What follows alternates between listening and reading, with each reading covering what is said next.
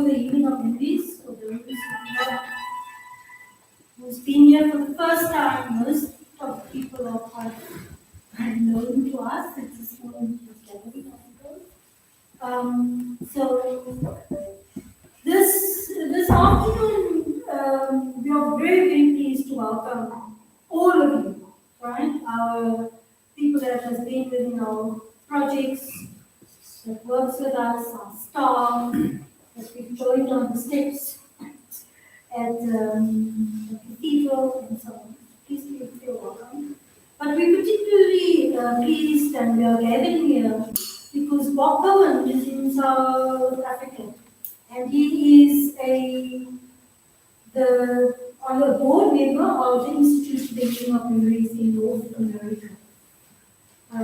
But he's also a filmmaker and documentaries. And we thought it good that he would be able to share with us his own journey, being born on the continent, you know. So he's in Africa, you know. Africa is born in you. Yeah, no, but it's, you know, Africa is born in you. So the spirit of the ancestors, I'm sure, moved within you. And then he has traveled and witnessed and been part of so many things that has happened on the continent and in other places that he will share with us. But also part of his own journey of being an Arab Jew and now having embraced Islam and what does that all look like and dealing with the colonial past. So please feel very welcome. And then we also would like to welcome Ruby Marks, who is previously been ambassador to Sri Lanka and then Benin, and she's been a champion of the Institute in both of those countries where we have done work. So thank you for the ongoing support and also being here. And she'll be responding to what Bob is sharing with us. And then, of course, we'd also like to welcome and acknowledge Father Michael, who is the founder of the Institute for the Healing of Memories, and now he leads the global network. He needs an introduction because people doesn't actually know him, but you think that they do. So, welcome, Father Michael, who is retired from a board member for the South Africa Institute for the Healing of Memories, but not actively involved in the operations and the work of it. So thank you also for your guidance and wisdom, and all the other people that have been invited. I would want to suggest that we, just because we're such a small group, just go around the room, you know, just say who you are, and maybe one sentence, you know, your name, who you are. Or what you would like to share with us in this moment, which is like 30 seconds. Okay? But so that we just get a sense of everybody, and then we will continue with the program. Sure. Hello, colleagues. My name is Torrey Jenkins. I've last seen Bob, I think, maybe 15, almost 10, 15 years ago, while I was studying at Columbia in the States. Of course, you know, been back home since then, and dealing with work that I think dovetails with, you know, the past. Okay, my name is Ruby Marks. I'm from the Tech Place, Golden South. I was South Africa's ambassador to Thailand, that included Myanmar, Laos, and Cambodia. And then I went to Sri Lanka, where I was ambassador for Bangladesh, Maldives, and Nepal. And from there, I came back to the continent, and I was ambassador in West Africa to Benin and to Togo. And I'm really pleased to be here. I didn't meet you 15 years ago, I met you 15 minutes ago, but I'm looking forward to sharing. Yeah. Good afternoon, everyone. My name is Songezo Olash, and I'm from Pune. And I work with my cousin. We do art, we're artists, and we teach even kids how to play instruments, trying to develop our community and bring kids closer to music and their passion. Good afternoon, I'm Julie Dorman. I'm a professor of Capelands. I'm a staff member in the Institute of Business. I've been part of the Institute for many years.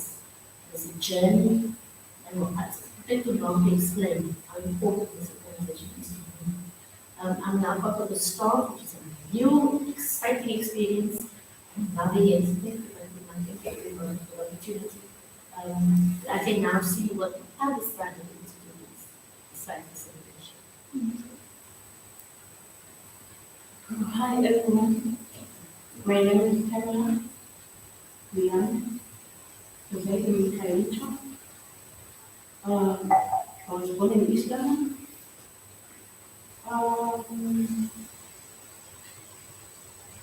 I'm one of the community leaders in the community. What I'm doing is with the women. So what we are doing with the women, we're doing so many things I touch in the company. So I've been here. I'm one of the facilitators here. So many things I have done. So Thank you. good morning everyone. I'm from China. I'm from Kaicha. I'm the parent. I'm the one who is in the group of the arts. And I'm looking to be forward. Thank you, Dave.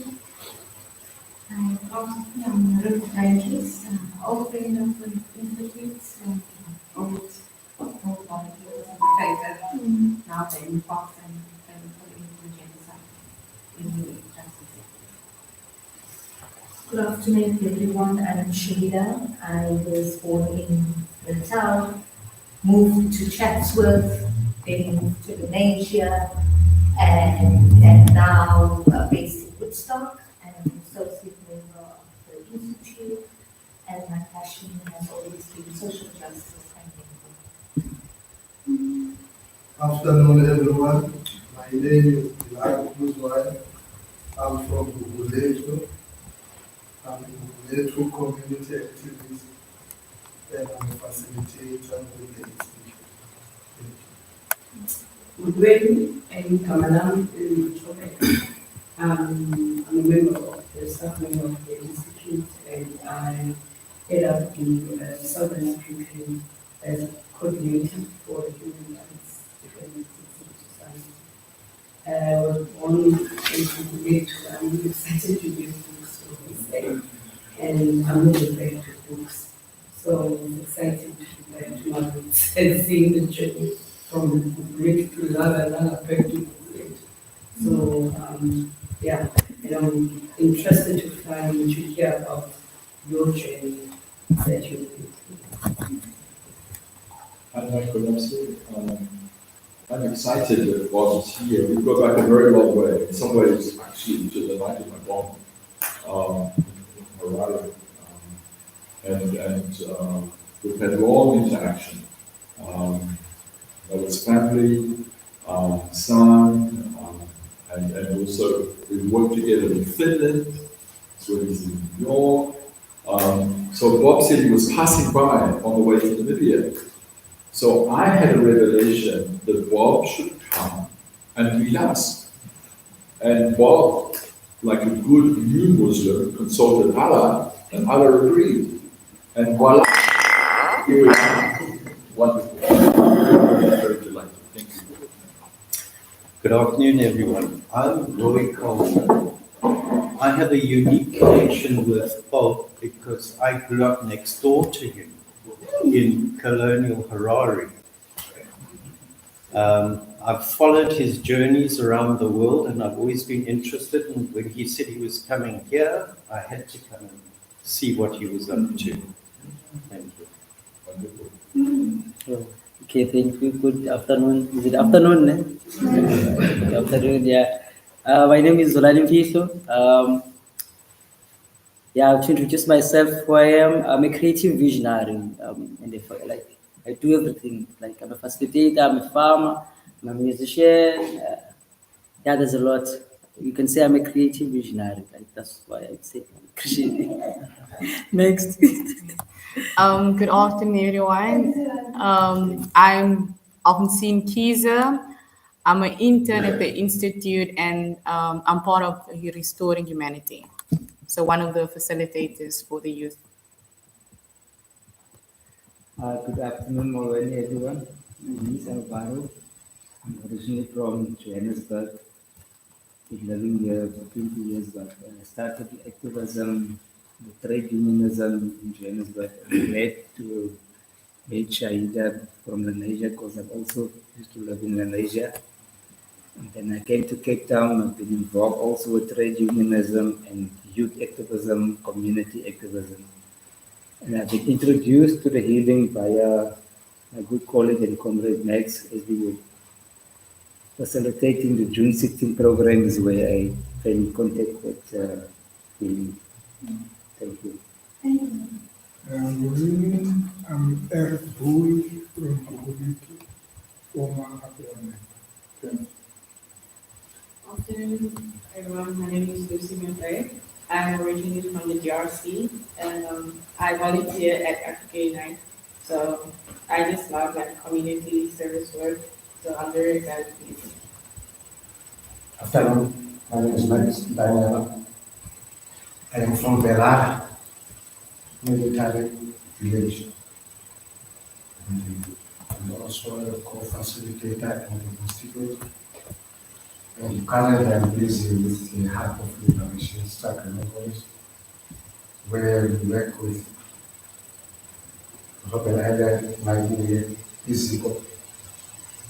And ours is to bridge the gap between the old and the young, and also to create programs that will uplift the youth,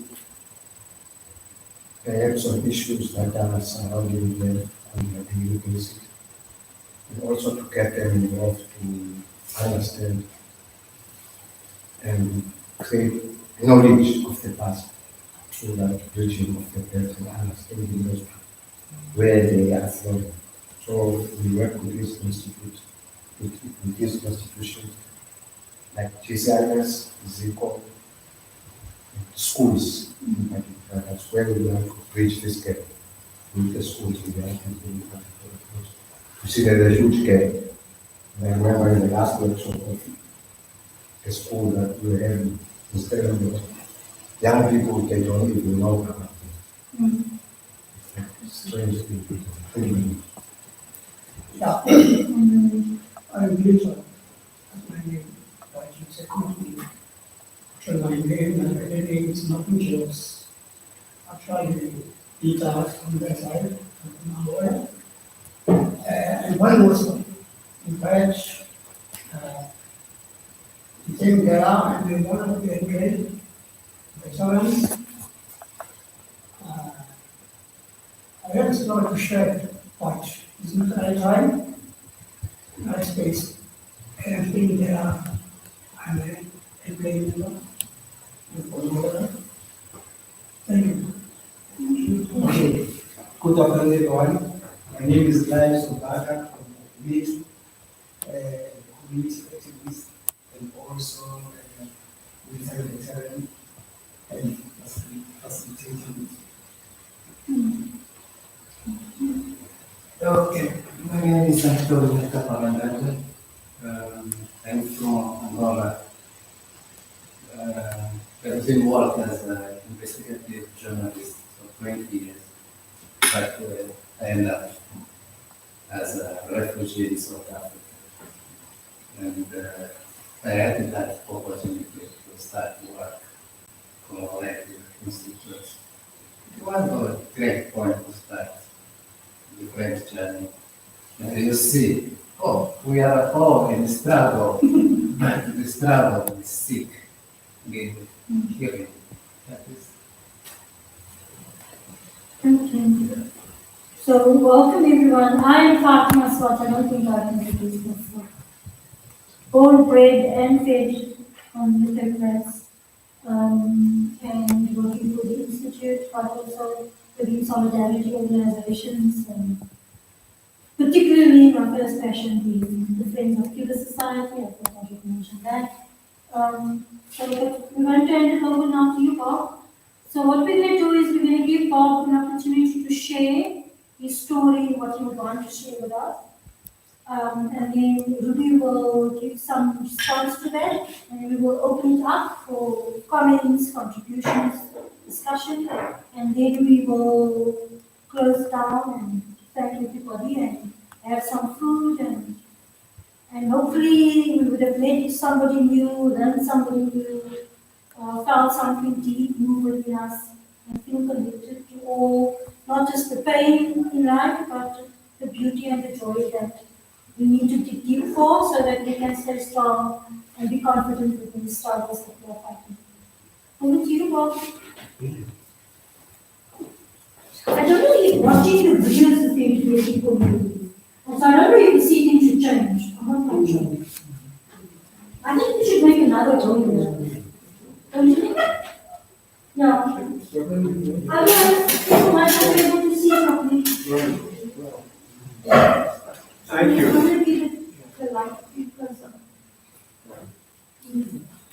Thanks, Fatima. Thanks, Father Michael. Thank you to all of you for being here today. It's really very special for me to be here with you, the Healing of Memories family, which has become a very important part of my life as well, Healing of Memories, through a chance meeting with Father Michael on the night of his phone.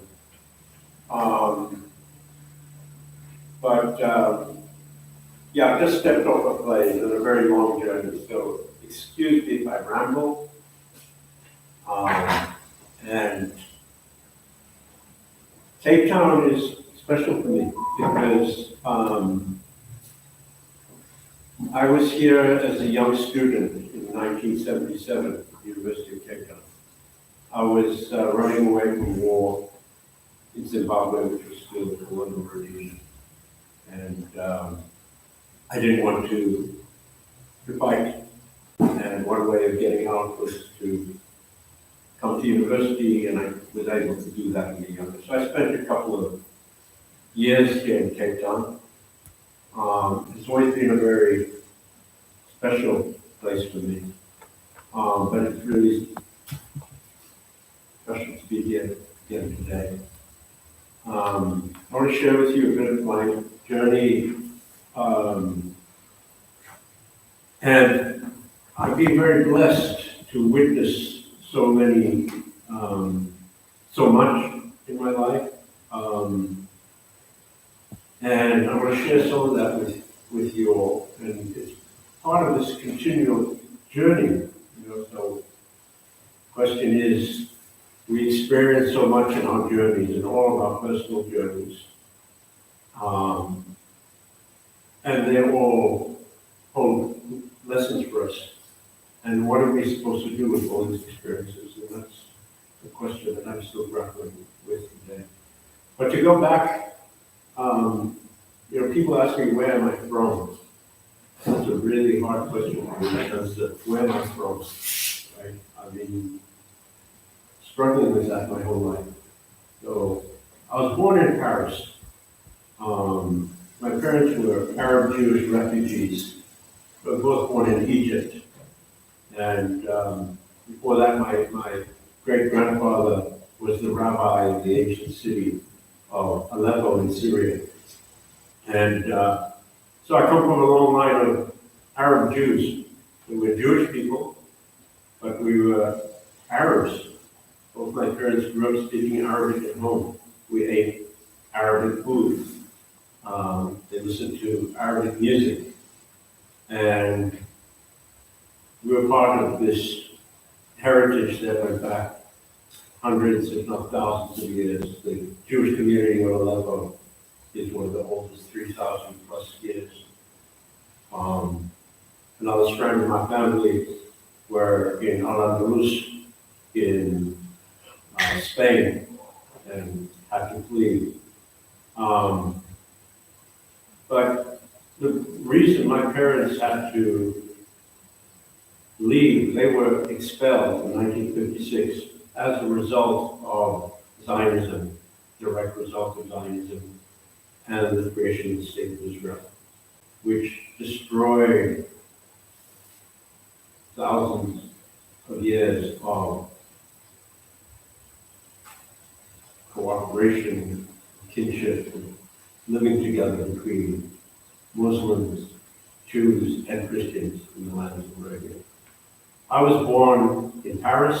They had to flee with nothing. And a few years later, when I was 18 months old, my father decided to move to Rhodesia, today's Zimbabwe. And that's where I grew up. So my first experiences, my first memories are all in this amazing place, country, Zimbabwe. But it was also a very strange thing to grow up in this colonial society. And Fatima, you said something very important, because you said that I was touched with by the ancestors, and I think that was very, very true, because to come back to this question of where am I from, right? So I spent most of my life, I grew up in Rhodesia. I fled the war. I came to South Africa, then I went to New York, I lived there for a few years, then I went back to Zimbabwe, and I lived there for another 17 years, where I began my film career.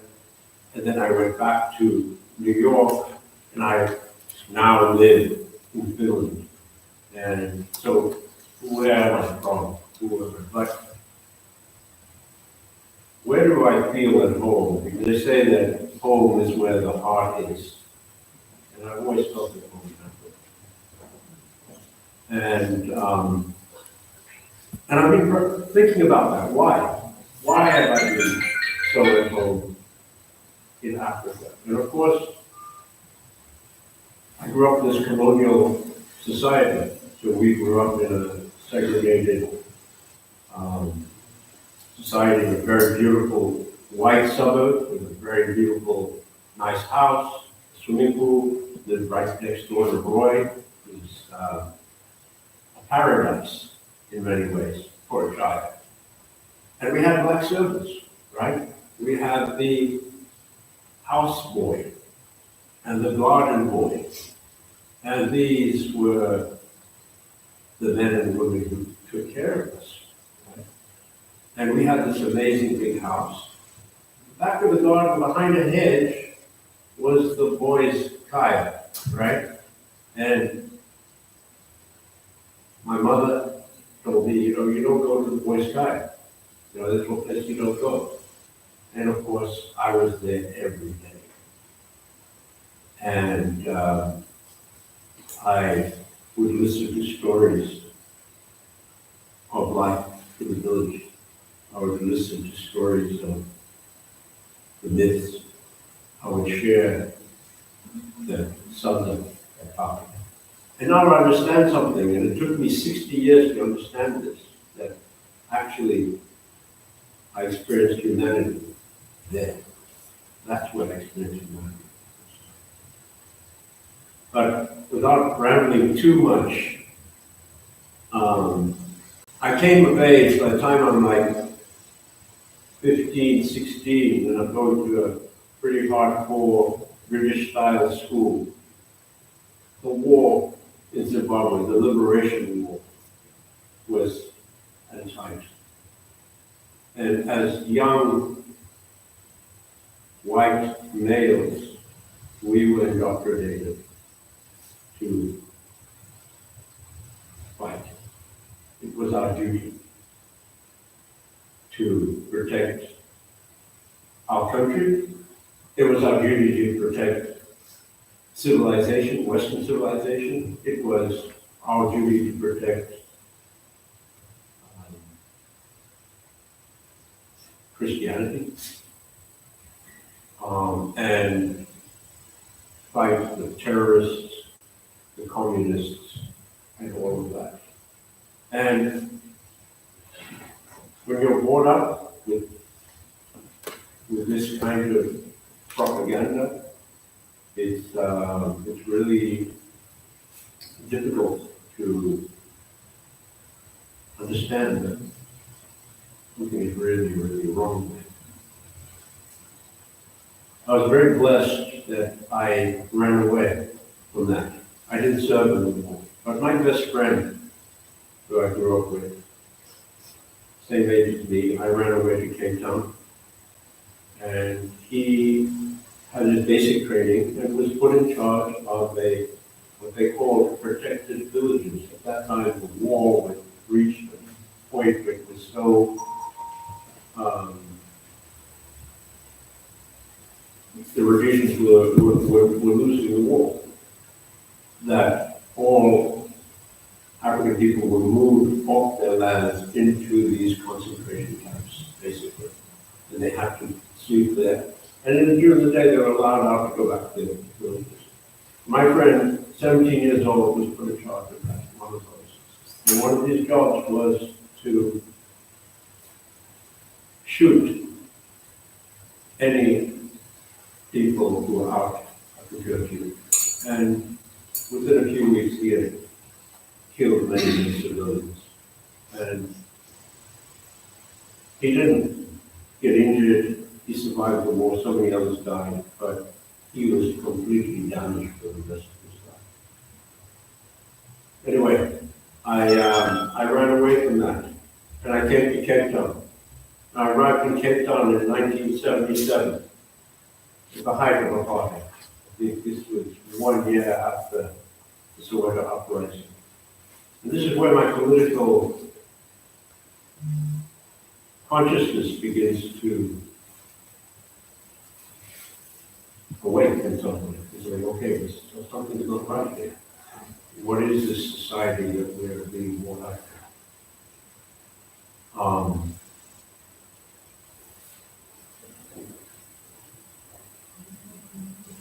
A few years later, I moved to New York City. I didn't finish my studies here. I moved to New York. I arrived in New York City, and I was confused with the world. Nothing made sense.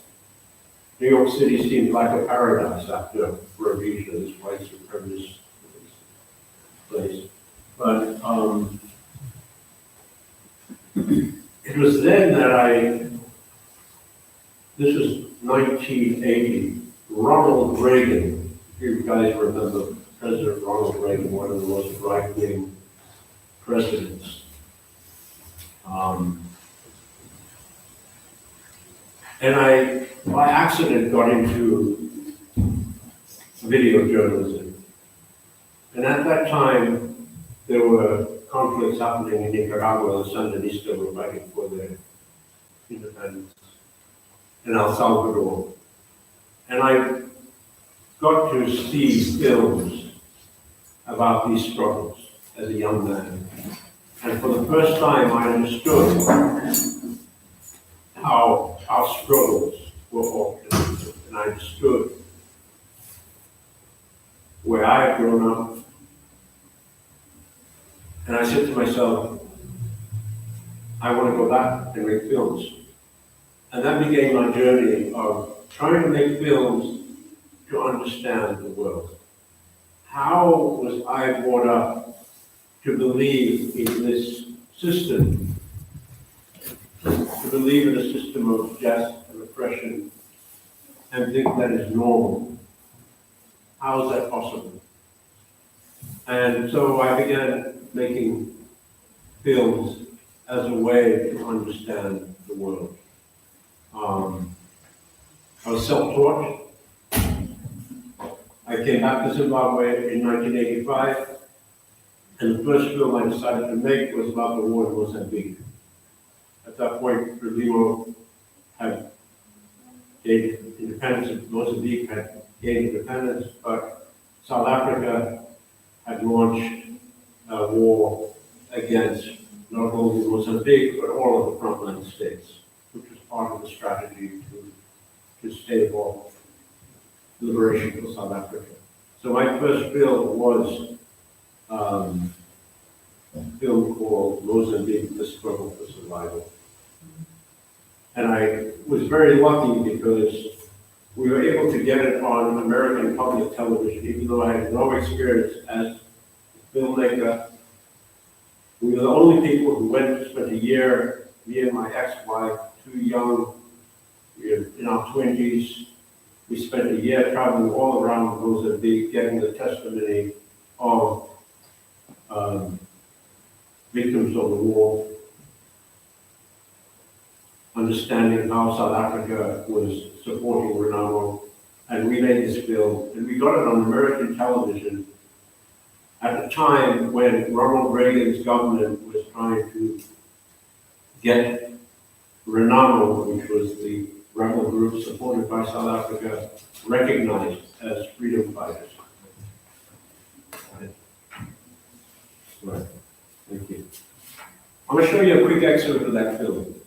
It's very crude, but I'm going to show you a very quick excerpt.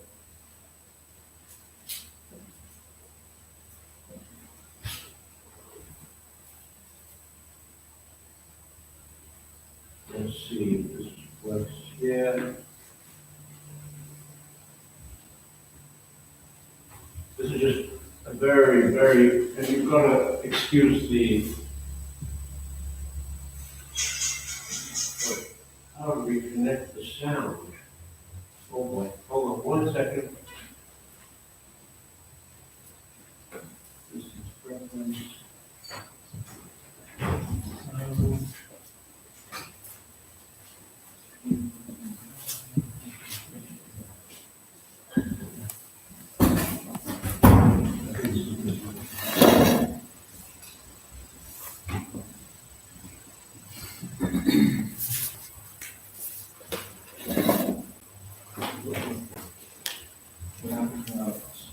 Sorry, people.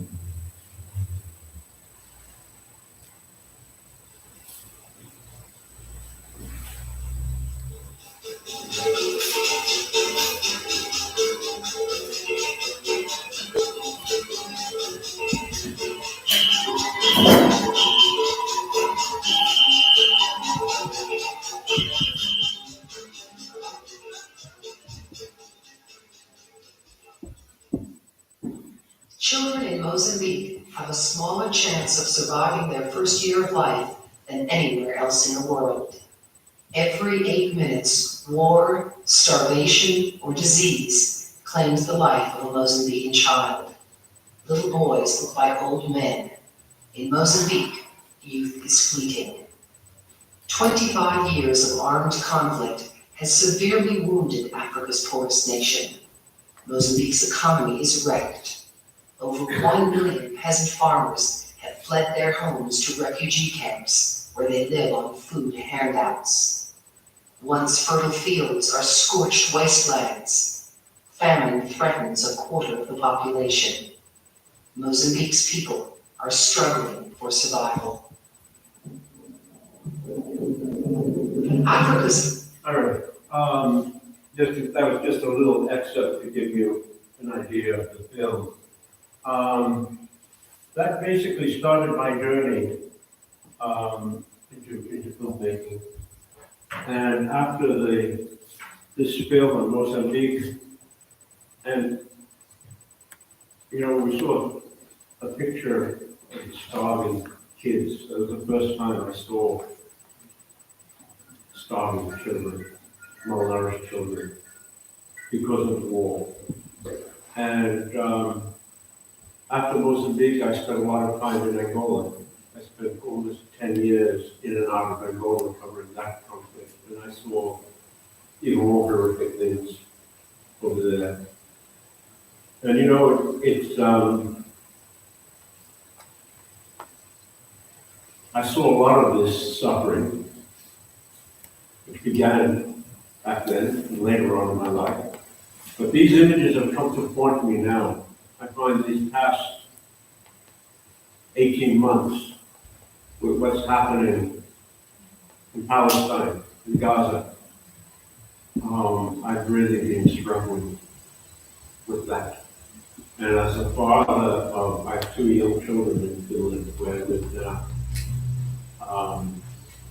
It's something that every day I struggle with. Absolutely every day. So I got to witness a lot of this conflict, and we were able to make a few films and get it out there, get the information out to the world, try to help people understand what was happening. There wasn't a lot of, let's say, independent news coming out of these conflicts. Was also got involved with a program that was focused on the liberation of South Africa and the South African liberation struggle, and that was a program called South Africa Now. It was on American public television for 4 years. It was a weekly news magazine program that focused on the anti-apartheid struggle and what was happening in South Africa. And I was living in Zimbabwe at the time, and we think about what is going on and bring it back to Palestine and Israel today. It serves us well to remember how the last couple of years of South Africa before the independence were the most violent and the most brutal. And at that time, there were many attacks in Zimbabwe.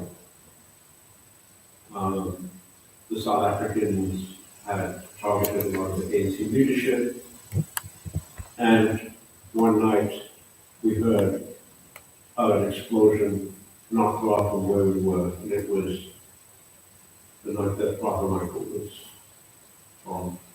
I don't know if you guys would like to share, if I can share that with you, that short story. I don't know if have people seen that, Father Michael? I'm gonna share that with you.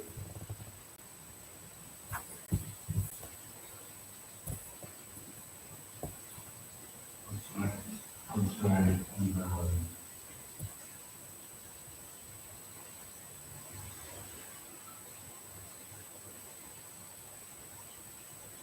Sorry, that's all organized, guys. I have my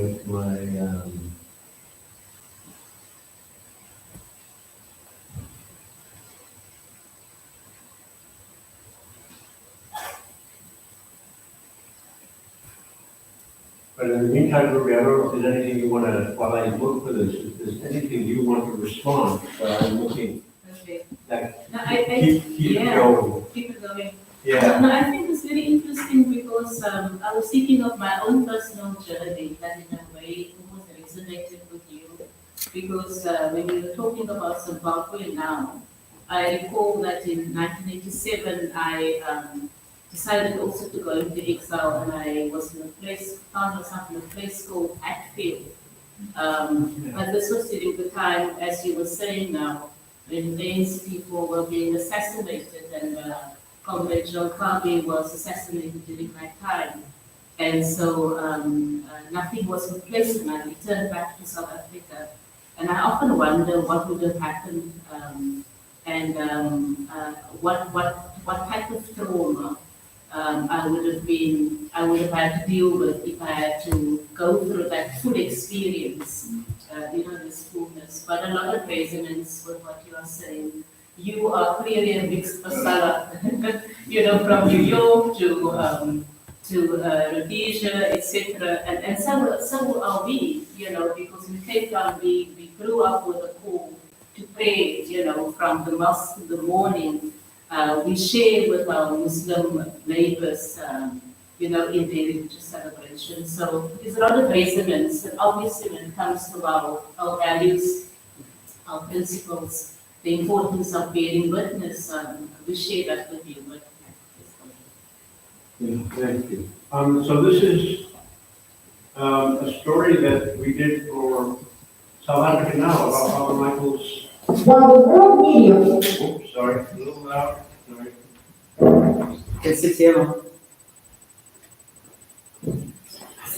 The focus is on peaceful talks between the government and the ANC. There has been a rash of violent incidents involving anti-apartheid activists.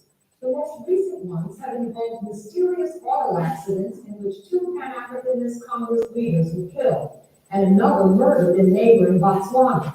And in Zimbabwe, another apparent assassination attempt. Joseph Disho has more in this week's Frontline Focus. A leading anti-apartheid activist and ANC supporter was a recent target of an attack in Zimbabwe. Father Michael Lapsley lost both his arms when a letter bomb exploded on April 28. South Africa Now's newest correspondent, Linda Mbusi, who starred in the film The World Apart, is our report from Zimbabwe.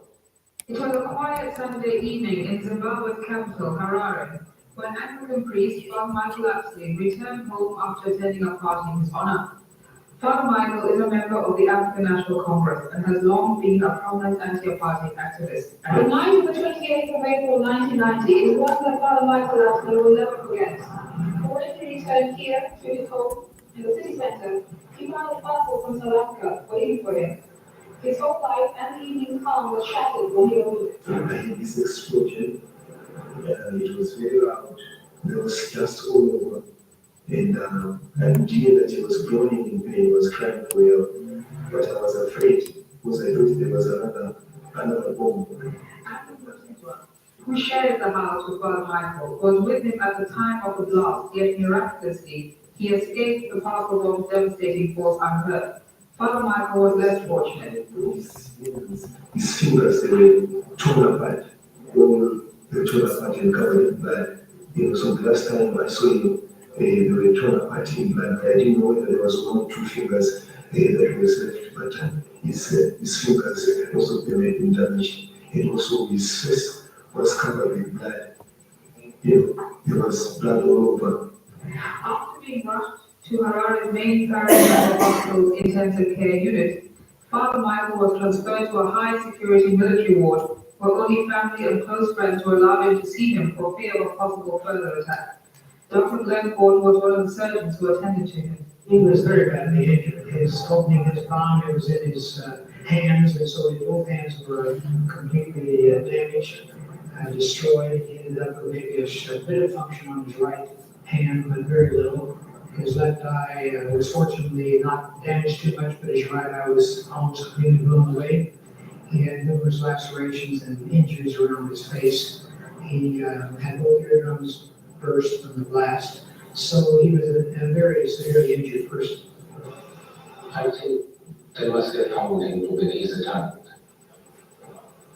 It's an unfortunate victim. We asked AFC's chief representative in Harare, Max Gonyeni, who was suspected in the attack. From a logical point of view, speculation surely must point in the direction of people who have a track record of doing this. And in the region, it has always been, and there is proof now that it has been agents of the Pretoria regime in one form or the other. In the current climate, for example, we know that recently extreme right-wingers inside South Africa are quite incensed by the moves by the to reform apartheid. Naturally, it is easy to imagine that they plan to do anything to put a spanner, in the wheels. This attempt on the life of Father Michael is only the latest in a long series of attacks and assassinations on African National Congress members and anti-apartheid activists in the frontline states. It's a question of policy. It's a question of do they believe in peace or war? In a situation where for any peace or war there's an army. Now, the army of the South African Defense Force has always been one of war beyond the borders of South Africa. These attacks are also intended as a warning from Pretoria to all those who are actively involved in the anti-apartheid struggle. Jonah Kokova, who works closely with Father Michael in a group that assists South African exiles in Zimbabwe. His commitment has not changed. He's still as committed as ever. Actually, there was a friend who saw him earlier before I saw him, and he was saying to this friend, the boys have lost. This commitment was echoed by fellow activists, friends, and the church 1 week after the blast, when Harare's Anglican Cathedral was filled for a solidarity service in support of Father Michael and other victims of apartheid. As in South Africa, the struggle against apartheid in the frontline state continues, even though it is uncertain who will be Pretoria's next victim. You could easily say, but who is really safe? Zimbabwe. This is Linda Mbusi for South Africa Now. While the world media focuses on Okay. Thank you.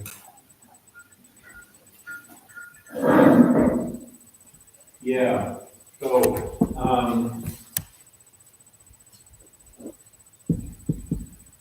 that was a fateful day for me because that was the first time that I connected with Father Michael, though we didn't connect directly that day, but it opened up the door many years later for us to reconnect. After working with South Africa Now for a while, I got into television news and I became a war correspondent for CNN, and I did that for 10 years.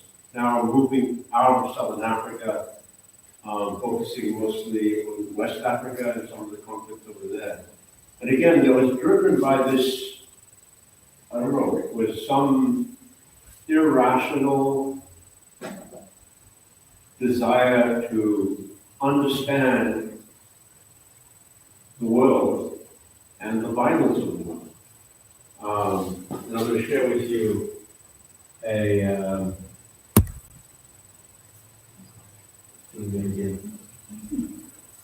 let's see, okay, here we go.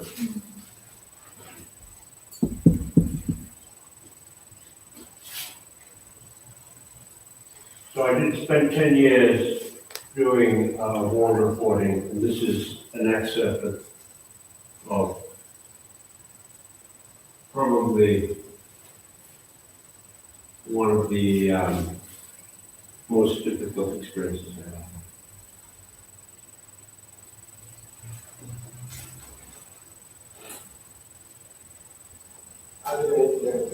My first impression of walking the once familiar streets of Monrovia was that I had wandered onto the set of a post-apocalyptic science fiction movie. Sounds of birds filled the eerily deserted streets, littered with the remnants of people's lives, their possessions, their bones. Around the corner, I came across my first group of young rebel boys. I had unknowingly wandered right up to the front line. The first gunshot signaled the beginning of another day's mayhem, a routine I was become uncomfortably familiar with over the next 10 days. These gangs of armed kids now rule the city. So-called soldiers of the various rebel factions were battling each other for control of Monrovia. Every day, the fighters, some with the strangest weapons, would advance towards their rivals. Children play the game on our control, burning and looting sexual remains in an atmosphere of floating chaos. Ethnic crime fighters are on the move again from the front line, advancing towards the city center. It appears there's another war-torn. How you doing? One second. I'm fighting over in the earthquake like my mouth. Our presence as journalists was more than tolerated. At our own peril, we could move around with the fighters of every faction, reporting everything. But it seemed that the cameras also fueled the enemy, encouraging them to act out their own version of the violence and the watched in Hollywood adventure films. Some moments could have been absurdly funny had they not been so frighteningly real. During those days in Monrovia, I never got used to the sound of gunshots, to the groans on the streets, to those young faces behind the weapons and destruction. Trapped between two battling factions, I will never forget seeing the fresh blood spill on the lifeless body of a young man cut down by bullets. Never forget the sweet, sickly smell of human flesh, the fingers still frozen on the trigger, face to face with death. but amongst these bleak surroundings, I was also to discover life. Sorry, just.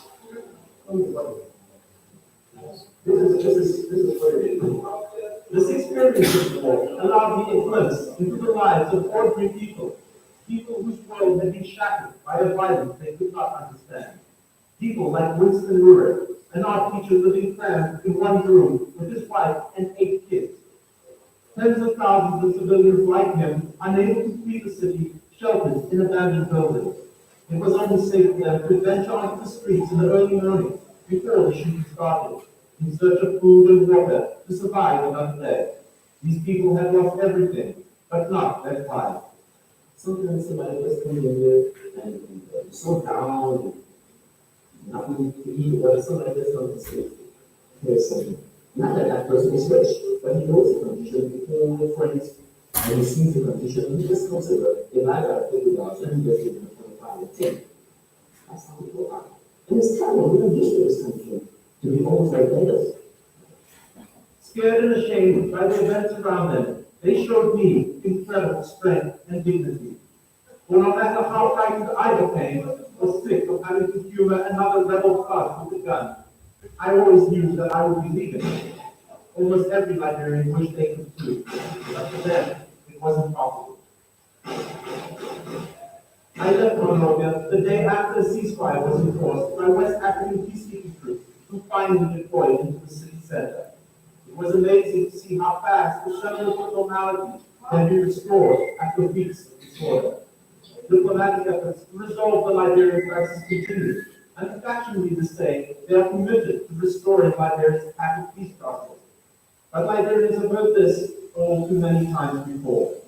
What struck me that last day, as people picked up the pieces of their shattered lives, was that despite all the suffering and the broken promises, the overwhelming concern of those I spoke with was for the children's future. They should leave the guns and try to build schools for its children. Gun is not the best education for the children. The schools are the best thing. Okay, here's the fact leaders. So please stop this war. We want to go back to school and defend ourselves. Monrovia is still with me. At night, I still dream, rebel dream, of wild kids let loose on city streets, and loud voices still make me jump. I often think of Winston and how we said our goodbyes. That's why I see that all this thing. Pray for us. Now, I see what I did. I wonder how he, his wife, and children are doing, and what dreams he is dreaming tonight. Bob Coen, CNN.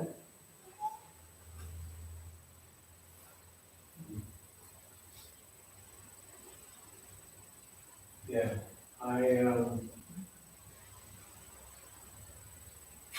I did that for 10 years in Liberia, Sierra Leone,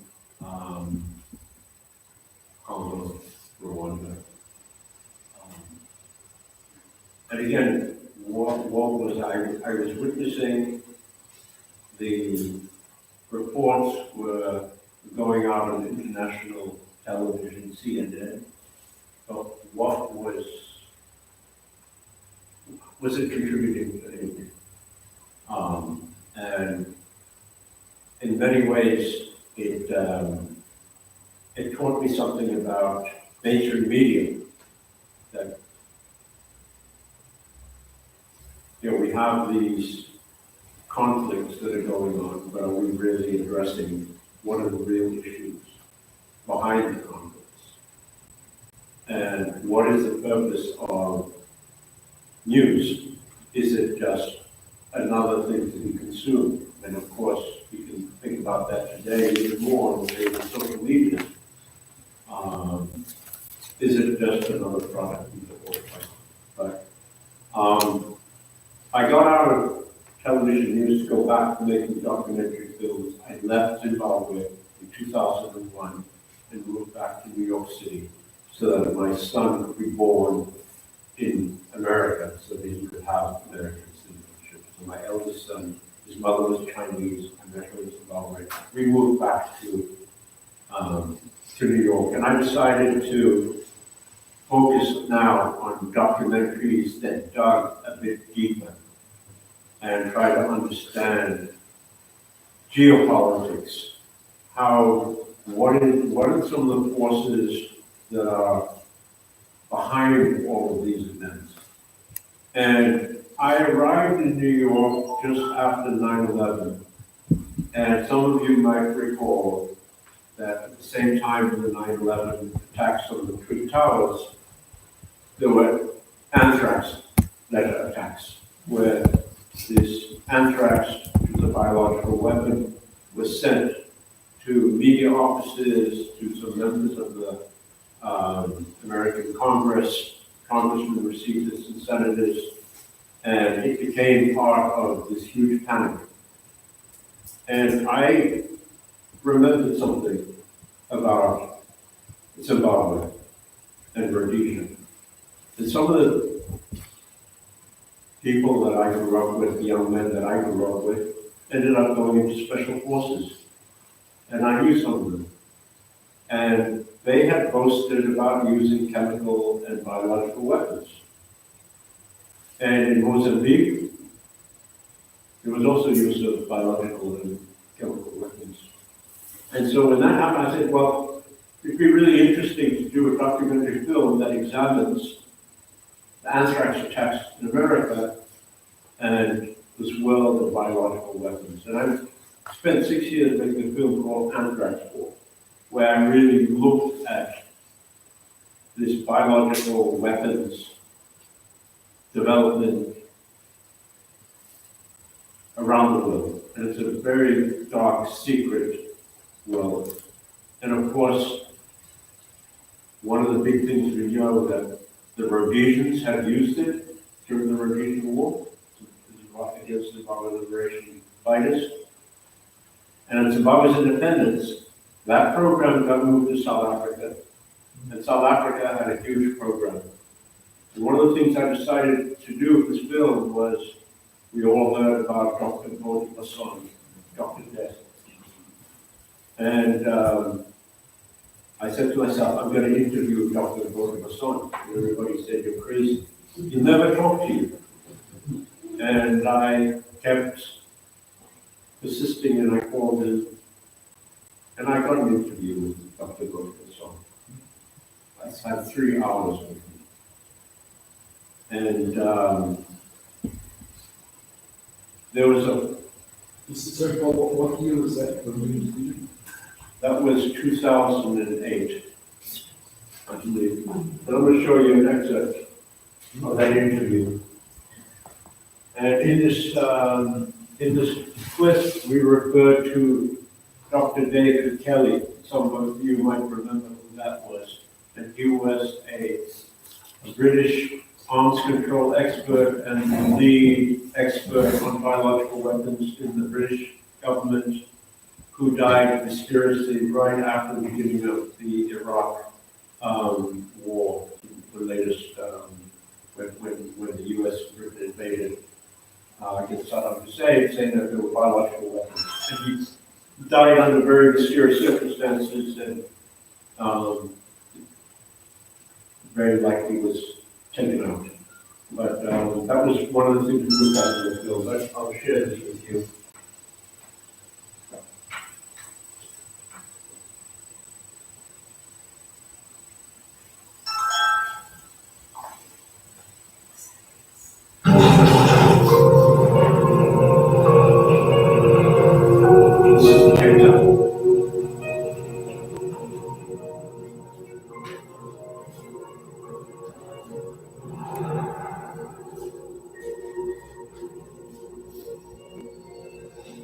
Nothing could have prepared me for Dr. Death's unrepentant manner. We decided to find those organizations in the world that could help us with technology. Of course, they were based in the UK, in America, on a few stations in Europe.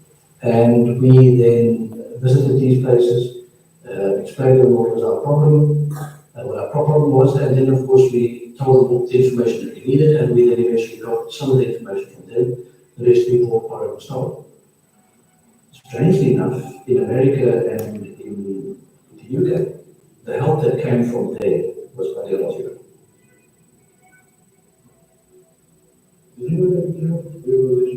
I met Mr. Kelly on three or four occasions,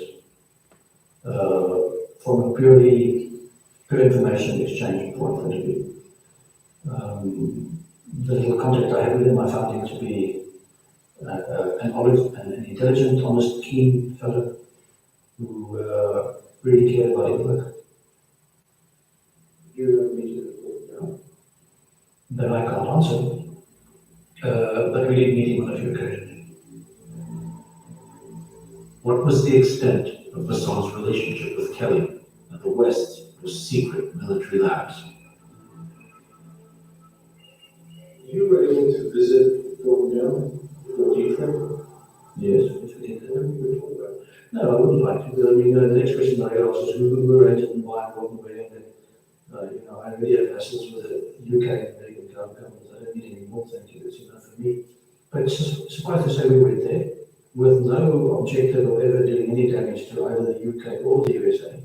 Our sole objective was to make sure or to determine what they could do to help us and how we could enhance our own program based on their knowledge.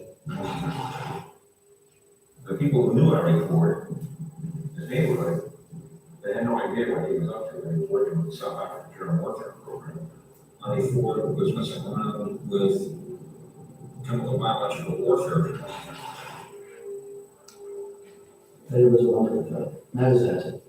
He used to rock up in South Africa, having flown intercontinental flights with a trouser pocket full of goodies in sealed vials that he claimed were new and wonderful organisms, could do the most wonderful things on earth.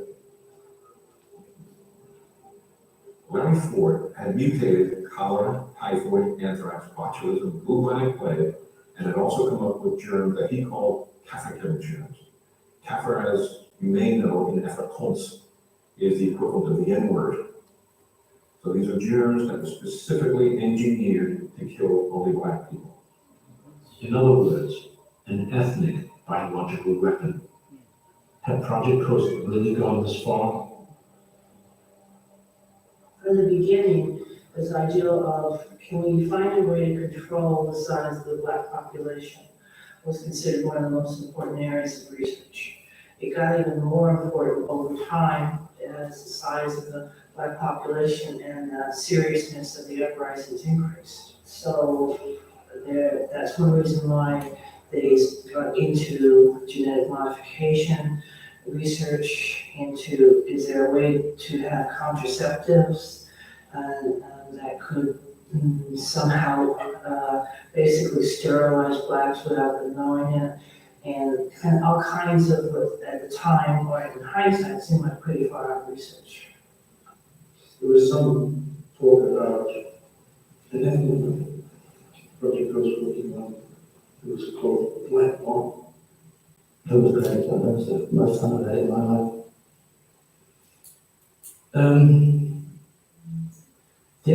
That whole episode of the ethnic weapon was very well set out in the court papers. What happened is we had the objective to synthesize a certain protein that was in sperm for contraceptive purposes. The objective was that you could immunize a woman against sperm, then you would make her infertile. We were asked to do this by another country who had a population explosion problem as part of an exchange of technology. They were giving us other stuff. They asked, well, we haven't got the time or the place to go, you guys there. Anyway, yeah. But which country? Yeah, so interesting question. Which country? So I mean, first of all, we very clearly Project Coast getting huge cooperation from the U.S., from Britain, and the West. And right at the end, he says, we were doing this, we asked to do this with another country. They were giving us something, and we what country was that? A country with a population problem. Israel. He never said it, but pretty clear that it was Israel, and Israel struggles. Did he say that? No, he never said it. He always knew where to draw the line. Never included it. But I don't know. One other country that has a population problem. But yeah, that was Anthrax War. It's a long documentary. It goes into a lot of things. But that interview, it was hard to sit with him for 3 hours. But I also manipulated Dr. Basson because I used my white privilege in a way to soften him up. So before the interview, I kind of joked in the elevator. So how's the crime situation in Cape Town these days? And immediately he's sort of, okay, I'm comfortable here with another, white former Rhodesian. And in some ways he let his guard down. And also I stroked his ego a lot, that he had a huge ego. But I think I think it's the only interview he's ever done on television. And he revealed a lot. Is that film available on the internet? Yeah, the full movie. I can send you the full film, which gives you a much bigger picture that looks at the Rhodesian thing and looks at the American. I mean, it's really, this came out 15 years before COVID, and one of the things we warned about was very much this research that is now, looks like very likely where it's going to come. But let me continue here. So that documentary got nominated as for Free Europa, got seen around the world, French, European television, everywhere else. Then I made another investigative documentary. Well, let me say that making documentaries is difficult in terms of getting regular income. So it takes years to get the funding. And one of the things I did to support my family was that I made short propaganda films for the United Nations, UNICEF. So I described myself at the time as a conflicted part-time propagandist for the United Nations. And I was spending a lot of time in West Africa, in Mali, in Niger, doing short films about the schools and the health projects that UNICEF were doing. And it was a great thing because I was out in very remote communities.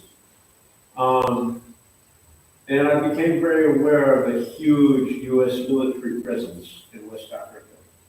And it basically gave me the opportunity to do some research for my next film, which was called Shadow War in the Sahara, which looked at the militarization of West Africa and the rise of so-called jihadist terrorism and the needed response to that.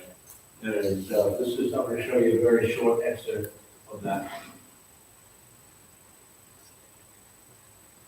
And this got, okay.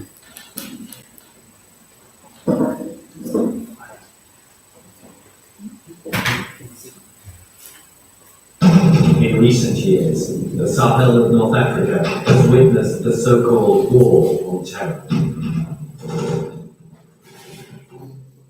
But is this official narrative masking a larger battle? A battle for the Earth's natural resources. Shadow War in the Sahara on Al Jazeera. Actually, let me just, I'm going to show you something different because that wasn't the best one. Well,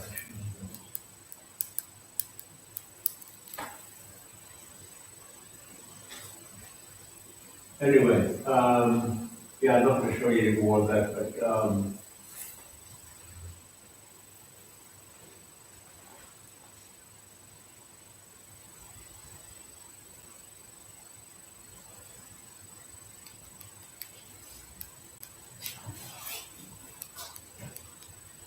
Yeah. And after sort of, in some ways, it was like looking into the mouth or going into the snake's cave, in a way. That was what I was doing, I was going down these rabbit holes and looking at a lot of really dark stuff. And I was living in New York, which is in many ways epitomizes the capital of, capitalism, right? That is where it runs so much of the world and is responsible for so much. And one day, an old friend of mine from Zimbabwe, an Mbira player by the name of Chaplo Zitiro, was passing through Zimbabwe, through New York, and he was giving a concert. And I went to hear him play the Mbira music, and I'm sure you know. And in Zimbabwe, Mbira was used as music as a gateway to commune with ancestors, that invited the ancestors. And something happened when I heard Chapel's music again. And I decided to make this film, this short, music video. And I'm going to share with you because now I think I'm making a turn, and I'm only now reflecting how this begins a shift towards healing. Okay, so we've got all this stuff going on. And I think maybe it's about the same time, very shortly after, that I reconnected with Father Michael. But I wanted to share this because it's a bit of a different vibe. And it's,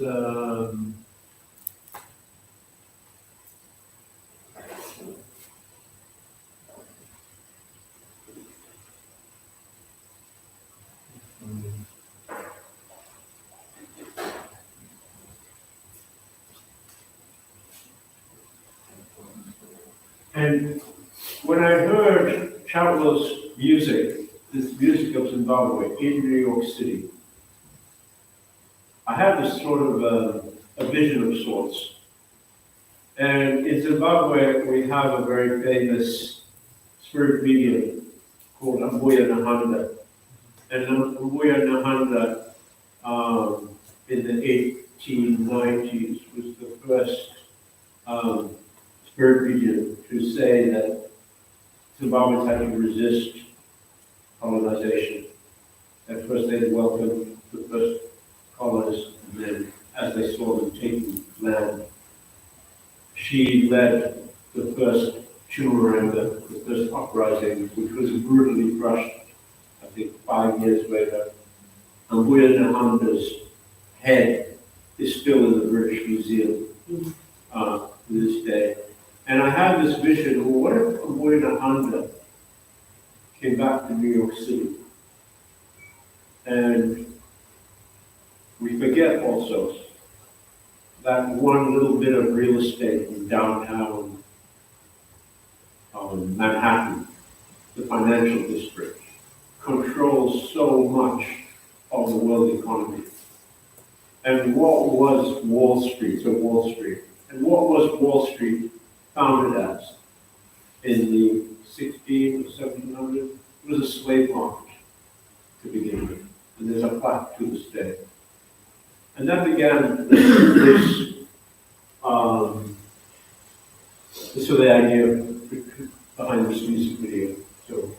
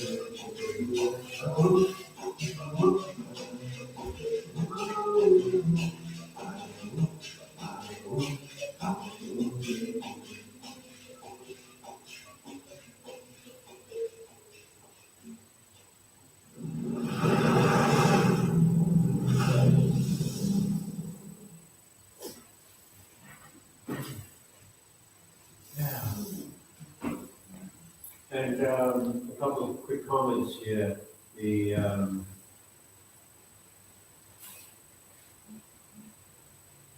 I feel that my friend Ifunanya, who played at Winahanda, actually became possessed that day.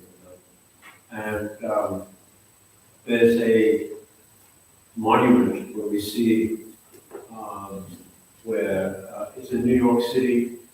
It's called the.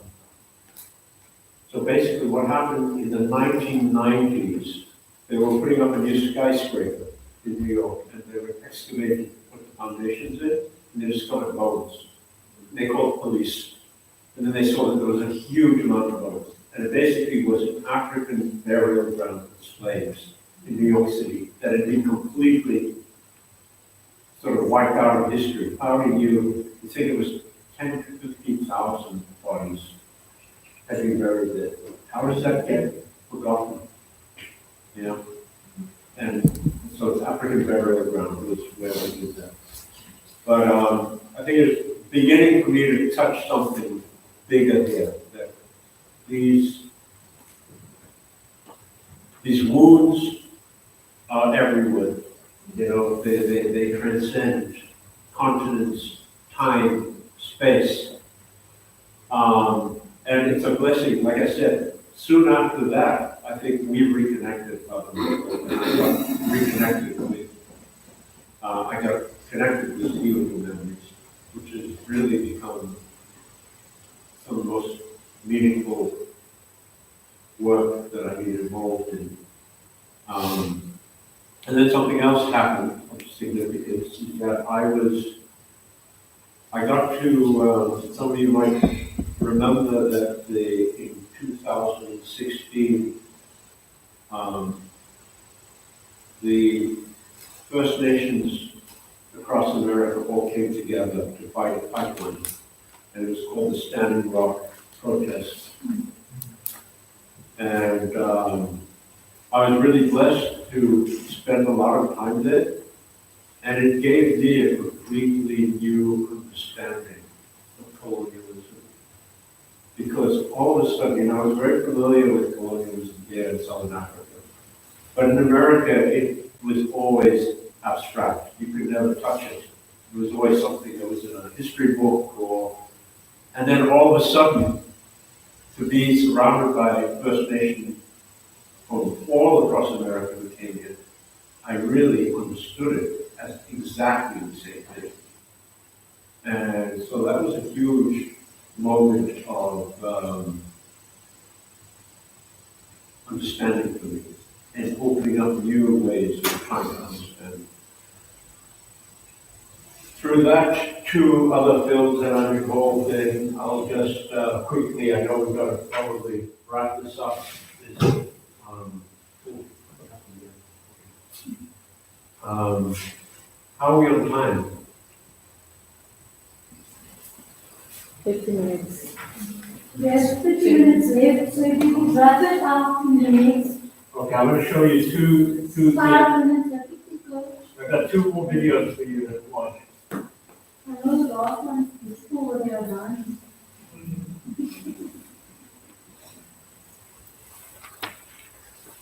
And through my anthrax war, I met, it's a long story, a very rich businessman who was involved in this biological weapons.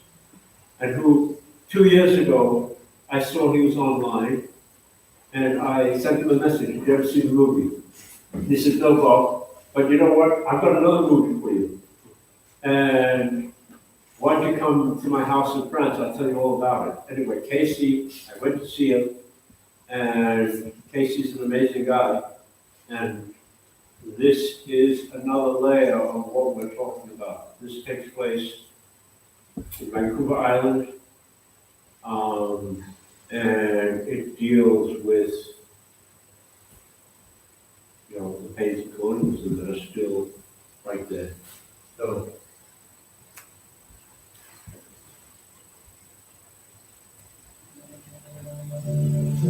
I was brought up in the financial industry. I spent my 20s, 30s, 40s, 50s in the public markets, in the Wolf of Wall Street environments, even before I realized how scary it was, corrupt. I like to reduce things to basics. I feel so vulnerable. Society is absolutely out of control of their own destiny. The most fundamental thing called food.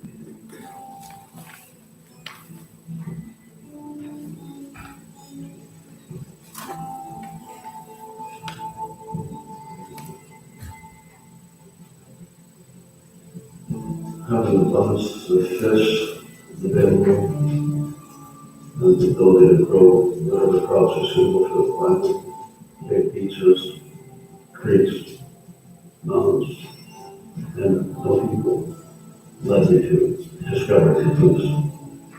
A home for my family, myself.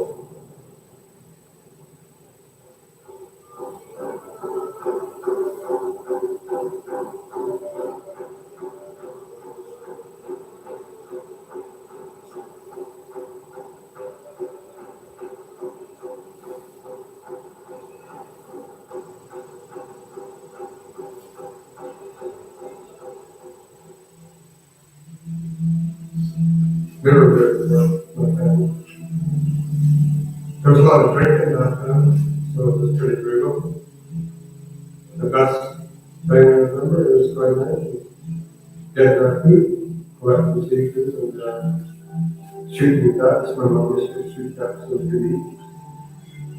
And my kids were in the residential schools, all our little schools, school, burned out, burned. Our people problems right there. Never come back.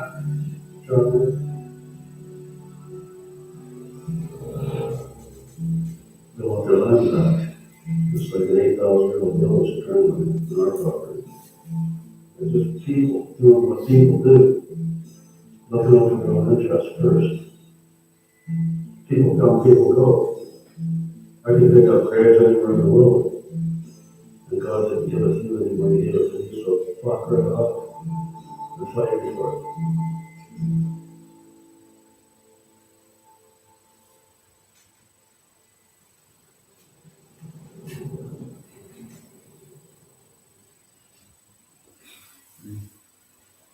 Just repeat those words, those sentences. I'm sorry? Just repeat the last Right, words. the last words. Yeah. Very confused. Will the roots of history perpetuate more conflict, or can they be healed to create a new common future? Yeah. So interestingly, Casey and the Kaika First Nation are beginning to talk. We might be giving them back the land, and we hopefully will follow that process and see what happens. There's so much more I'd love to share with you, but I'm going to come back to my probably the most important thing for me. The past 21 months have been really hard for me. All my life, I've been avoiding dealing with one topic. I've been wanting to make a film for 25 years called Looking for Israel. I've always felt very conflicted about my Jewish roots and my relationship with Judaism and Zionism. I grew up as a young Zionist in a white supremacist society. And I always thought that part of what I've been carrying with me had to do with growing up in Rhodesia. That I was dealing with my own wounds of colonialism and growing up in that lie of colonialism. And the anger, I have a lot of anger associated with that. Anger at the world, anger at the lies, anger at the injustice, right? All of that. But I've come to realize, so I've been wanting to make this film for 25 years, and I've avoided it. I kept putting it off. And then finally, I'll say October 8th happened, not October 7th. October 8th happened. And the response by Israel and the occupation forces against the Palestinians in Gaza, and the brutality of that forced me to have to look at this.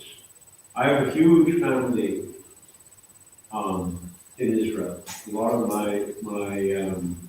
our family were dispersed from Egypt. A lot of them went to Israel. We went to France. But I've come to realize that a huge part of what I'm carrying is destruction of our Arab Jewish culture that was destroyed by Zionism. And I finally have to decide to make this film. And part of this journey, it was called Looking for Ishmael. I wanted to find my long lost Muslim brother, as a Jew, and talk about that. How do we reconnect? How can we get back together? How can we reconnect? And something really interesting happened. So I'm also part of a small but very active group in support of Palestine in the small city I live in, Finland. And we have regular events and protests and demonstrations. And last year on October 7th, it was time for we have to commemorate that. And I wanted to invite all the faith leaders to come and stand with us and call for a ceasefire, an end to the bloodshed, and for justice. And the Lutheran Church, which is very big in Finland, closed all the doors in our faces because, we got nowhere with them. I reached out to the Buddhists. They weren't very receptive either. I thought I could represent the Jews. And somebody gave me the contact for the imam at our local mosque. And I called him up, and he said, sure, come talk to me. We're having prayers tonight. So welcome to come to the evening prayers, and we can have a chat afterwards. And I went to evening prayers, and that was the first time that I actually prayed in a mosque. And after evening prayers, we went into the office, and there were a few people there. His name is Ismail, and he's from Morocco. There was another Ismail from Aleppo, where my great-grandfather was a rabbi. And there was Sharif from Egypt. And they were sitting around, and first of all, they welcomed me with so much warmth. And they were speaking Arabic. And I looked at their faces, and I was like, these look like my uncles. This is my family. There was no doubt that, I just felt. And they came to the Imam Ismail came to our event and spoke. And 2 days later was Yom Kippur. I don't know if you guys know what Yom Kippur is. It's the most holy day in the Jewish calendar when we fast. It's our Ramadan. We do it for 1 day. And I am not a practicing Jew. I have fasted for 50 years. And I said, no, this year I got to do it. And I have to do it for the people of God. I want to feel hungry. I want to feel what it's like. So I'm going to fast. And I want to pray. And there's no synagogue in my little town. So I'm going to go to the mosque and I'll pray there. And I went to the mosque. And it felt so comforting. And I kept coming back. And I'm going to share with you, looking for Ishmael. We got a next journey now. This is the last video that I'm sharing with you today.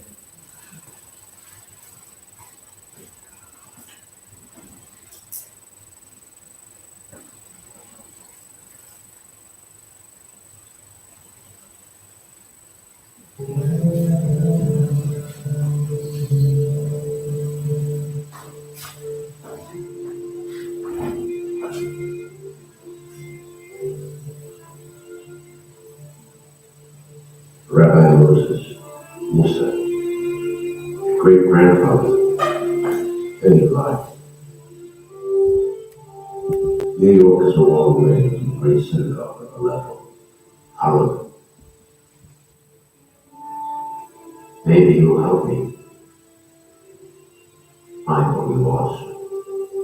What does it mean to be an Arab Jew?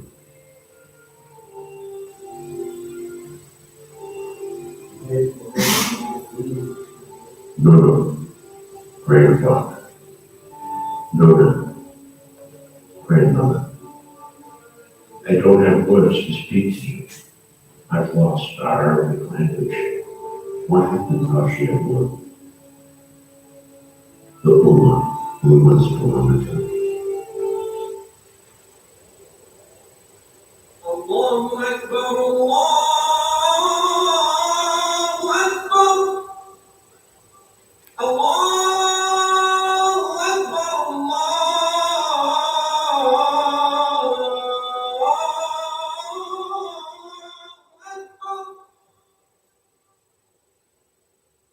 Where are you?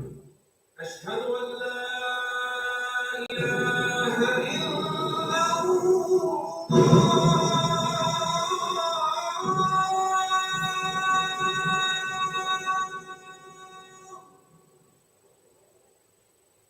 أشهد أن لا إله إلا I don't have words for inhumanity from the revolution in Palestine.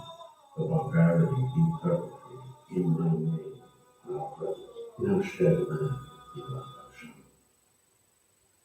But I remember, I can never forget.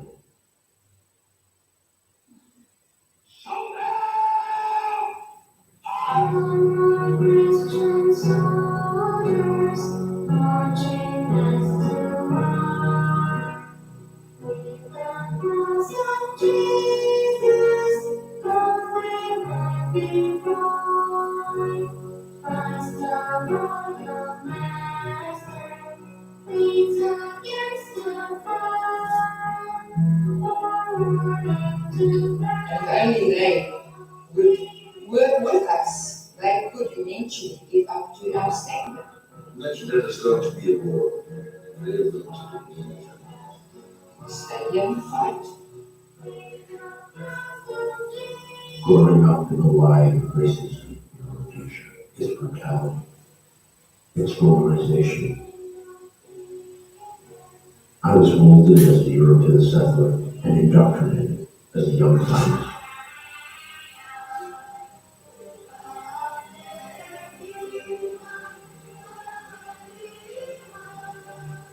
And now I find myself confronting this legacy. The privilege of all places, where the same ill wind is blowing, surrounded by Christian Zionists.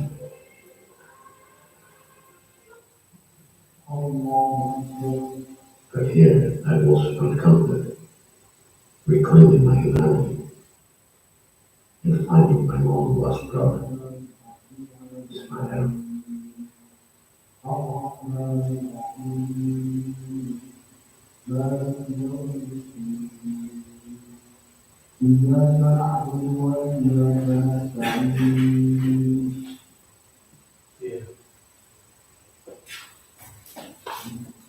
Yeah, so I'm just beginning this journey, and to me, it's probably the most important one that I've taken. And all of these threads are connected somehow. But thank you for sharing. There's probably a lot more I could say, but I think I've shared enough for one day, and I think we're probably out of time yet. We are out of time. But thank you for listening to me. No, thank you for sharing. I think it's been so very rich. You'll give me a chance to respond, and I think I'm sure we want to also hear some of your voices in terms of what do we do with all of these experiences that we've lived through? How can it best serve humanity? Okay. Well, that was very rich and very powerful. And so I think I want to start off by saying, in Zulu we say sawubona. And I want us all to say sawubona, because I want to explain to you how important that word is and what we mean by that. So can we say to Bob, sawubona, Bob? Sawubona. Louder. Sawubona, Bob. Bob, when we say sawubona, Bob, we say, it means that we see you. We see the entirety of you. We see the essence of your humanity. We say to you, we respect you for that greeting. We acknowledge you and we connect with you. So the first thing that I want to say to you, you are visible to us. The second thing I want to say to you is, thank you for turning your wounds into witness. It's not an easy thing to do. Your raw vulnerability, your willingness, your emotional willingness to look back at your own history and to, I need to leave the two of you soon. Sorry. your willingness to step into that space of your own past and find a way of turning that past into something that bears witness, not only to your own life, but also to what you see. I think that too little of us realize how important it is to bear witness, to simply look at people who are suffering, look at people who are experiencing injustice or oppression. The act of bearing witness also means that we acknowledge the pain of others. And I think that, that in bearing witness, you are also giving voice to the voiceless. You are making the invisible and the invisibilized visible. And you are standing in the space for people who cannot stand in that space. And so I really profoundly want to thank you. I am reminded that, for the last 93 weeks, a group of us have been gathering on Freedom Steps at St. George's Cathedral. And we stand there in rain or in the sun. And we are standing there for Palestine. And we try to raise awareness. And we are saying that we are here because we want you to remember what Eduardo Galeano, one of my favorite writers and journalists, he writes a poem that is called The Nobodies. The nobodies are those people that no one sees, no one notices. And I think that Palestine has become that for us in many ways. Once so many people die and so many children are starving, there's a kind of fog, there's a kind of fatigue, there's a kind of numbness that creeps in. And so Palestine has become Galeano's nobodies today. Very few people are willing to stand up and to speak out about what is happening there. I think it is important for us who are sitting in a relatively privileged situation in South Africa, where we are able to observe what is happening in the world. It's important for us to talk about what it is that we see. The poem by Galeano, The Nobodies, is something that I've been carrying around in my wallet in many countries. I carried it when I went to visit the Rohingya refugee camp in Cox's Bazar in Bangladesh, when I saw thousands of displaced refugees from Myanmar looking at me with completely helpless, hopeless eyes, and I have nothing to offer them except for the fact that I'm here and I'm bearing witness to what is happening to you, and I will make sure that I tell people what I saw. I carried the poem with me when the Easter Sunday bombing happened in Sri Lanka, and where more than 200 people were killed in different churches in Sri Lanka. And I had to go to mosques to find out are there any South Africans who died. I carried the poem with me in Berlin when I saw the beginning of the French winter, as West Africa began to wake up and say, we are tired of the colonial control that is exerted by France on our countries. And so sometimes the only thing that you can do is to report on what it is that you are seeing. But that in itself is important, because in witnessing and in talking about it as an intentional act, you begin to raise consciousness and you begin to become part of a tribe of light workers across the world that says there are some things that cannot be permitted to happen. I have a whole speech which I'm going to throw away because after what you said, I don't want to read it, but the two things that I want you to remember. Receive, Ceon. And the second thing is profound thanks to turn your wounds into witness. Now that we have seen you, Now that we have seen this, we will never be able to unsee that. And maybe that is the power of being witness. So I want to thank you very much, and we'll open the floor for discussion. Any comments? We will leave you for the last. Just a couple of comments, and then we're going to wrap it up. Otherwise, we're going to get lost in traffic and we still eat and life. Thank you very much. I think what you've noted is a very important narrative of how certain identities are completely intertwined as far as the relationship of white supremacy, Zionism, and colonialism in Africa and Southern Africa. And also, there's something about Rhodesia, which I think is an example that could be deployed much more. In as far as when people say, well, what's happened in Israel and so on, it's a very unique kind of situation. We understand it's often described as one of the many examples of colonialism and how superimperialism works.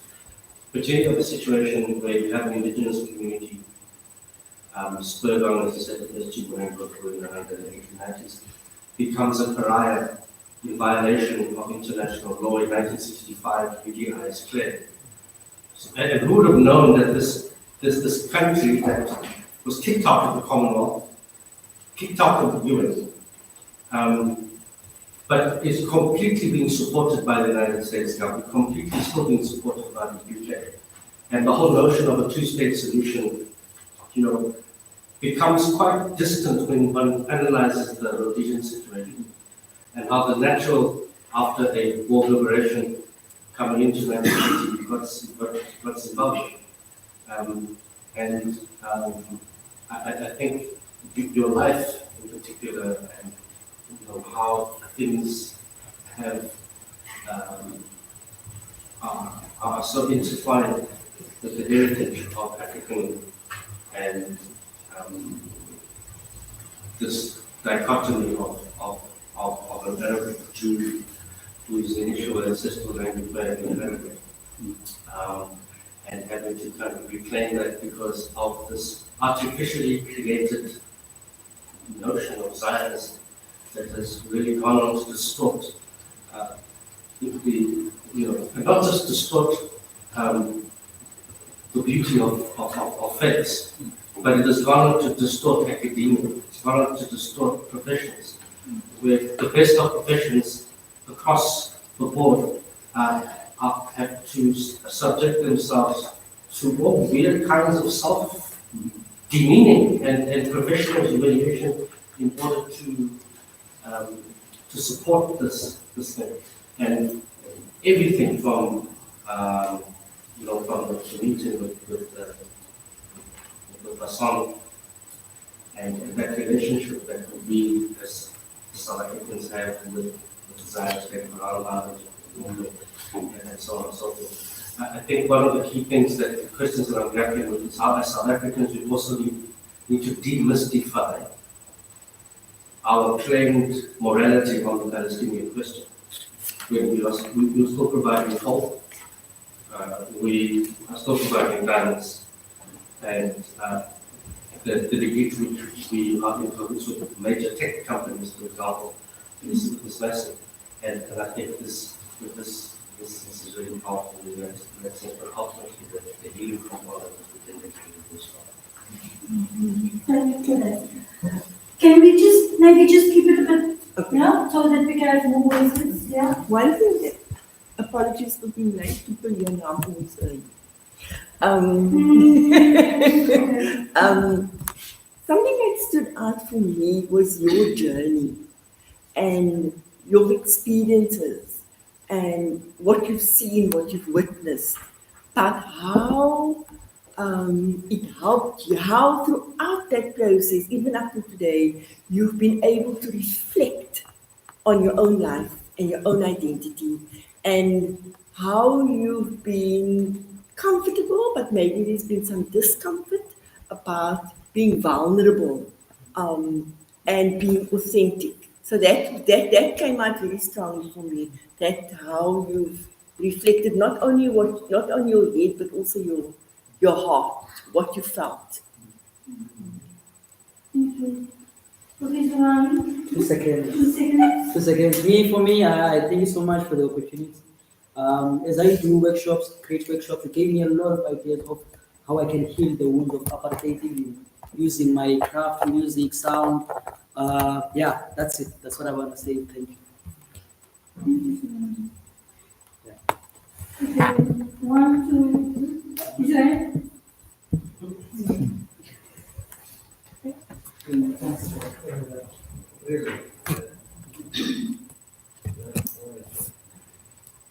You speak up, I don't see people. Was cover all vulnerabilities.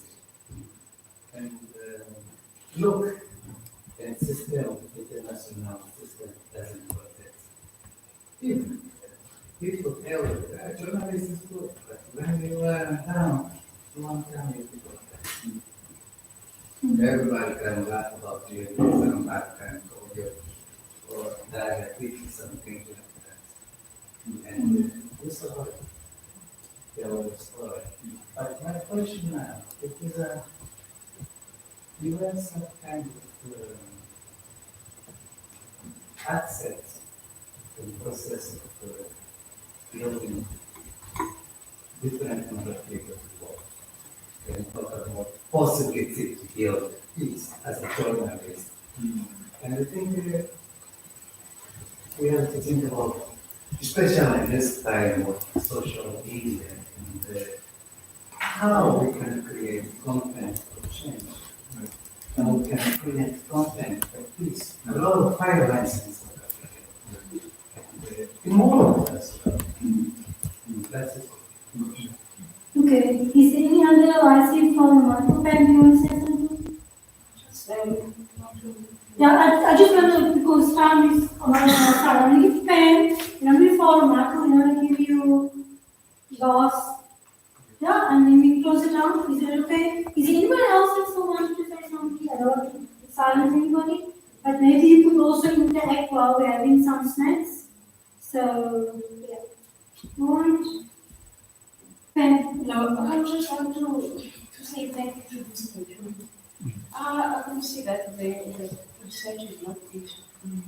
And when I was looking at this question that says, where are you from? It means the person is coming from far away. So when you want to have that feeling, it's not enough. It's not enough. It takes whatever it constitutes, according to what you were doing. I was asking a question of how did you survive with that? Because I can see that you were in between the guns and they were shooting and they were next to you. And then you were talking to them. You were not afraid, but you were there to make a mistake. I was asking myself, how did you do that?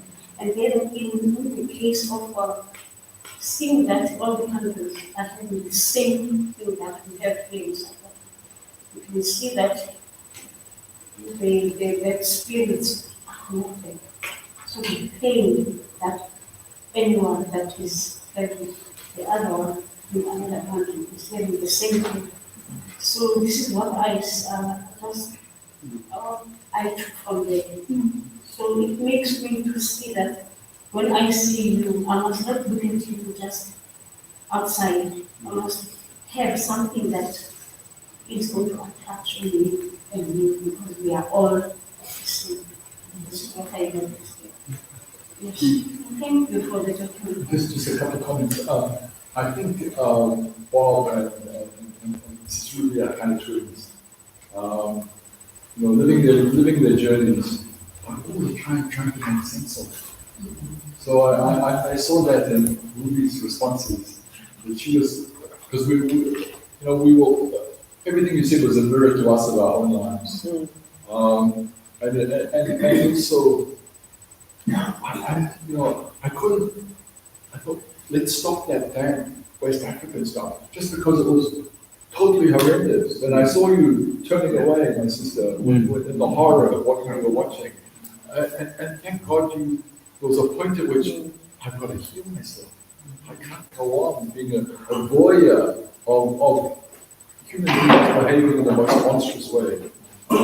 So that turning point is wonderful. And somehow I felt the whole thing is Bob in search of self. And somehow becoming a Muslim today, as an Arab Jew, is somehow Bob coming home and being there with his grandfather. So I found the film the whole afternoon both disturbing and inspiring. There was obviously a kind of poignancy, some of the visuals of my own experience. I have seen it before, but not for many years. So even seeing some of the key figures like the doctor who operated on me was quite something. So thank you. Thank you for comforting us, disturbing us, and inspiring us. Thank you, Bob. Thank you. Thank you, everybody. I mean, it's wonderful to share with you all. Like you said, it's holding up this mirror in a way that we can see each other and reflect each other. But one thing I'm just thinking about is, especially if I work with healing memories, and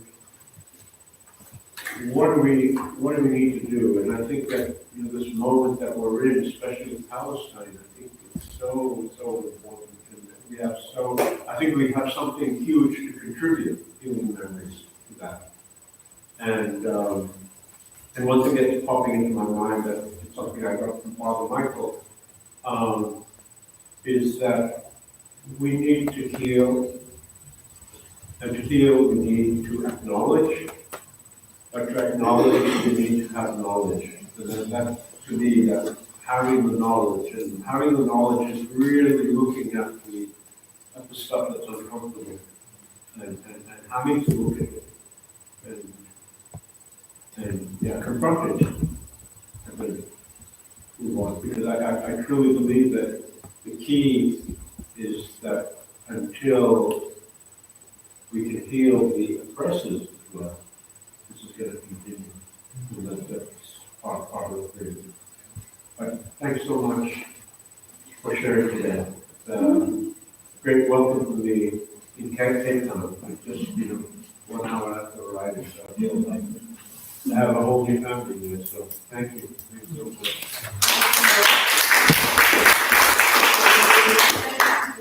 So thank you for everybody who come. We do have some questions, and I think that just to echo what Bob is saying, that the role of the Institute has become quite, in many instances, central for many organizations and activists.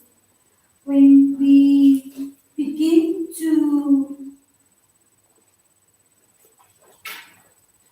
as Bob shared his journey, we're always making sense of geopolitics, but are we making sense of our own lives?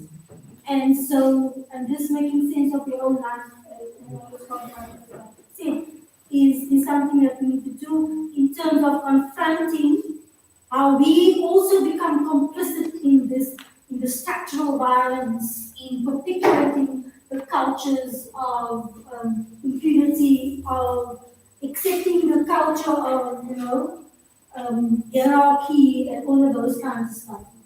That unless we do deep self in our own behavior and the cultures that we perpetuate and how we build alternatives in terms of healthy community and healthy relationships, if we're not conscious and intentional in that, then we're just doing kumbaya and, lighting sand, candle, and also. And I think with the Institute, we are confronted with all of that. And as you say, deep discussion about the woundedness and the pain of the oppressed. And yes, the oppressor, but it's not the same. And it is justice that plays the role here, right? That people must be held accountable, and people must own it and acknowledge what they have done. And that's part of it for them and for us, right? So thank you very much. Token of appreciation.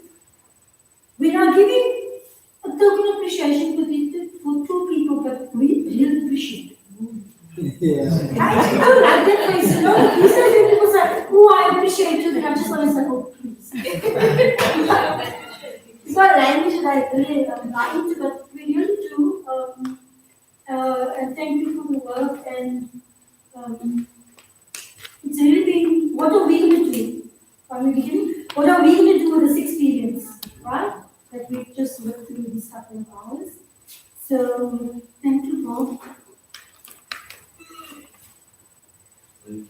Memories, little baby, go out there and do it. Thank you. Thank you for everybody for coming. We'll open the doors over there with some refreshments, please enjoy. And then if anybody wants us to send the links for these, please let us know. Or you can also ask. So this movie, Yeah. we'll look out. Yeah. Please, thank you very much.